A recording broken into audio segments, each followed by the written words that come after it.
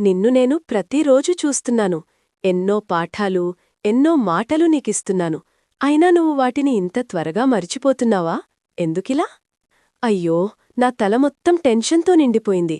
నా మనసు ఎప్పుడూ బరువుగా, గందరగోళంగా, అలసిపోయినట్టే ఉంటుంది.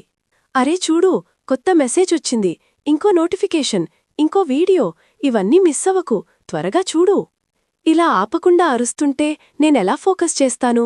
ఫోకస్ లేకపోతే నేనెలా గుర్తుపెట్టుకుంటాను?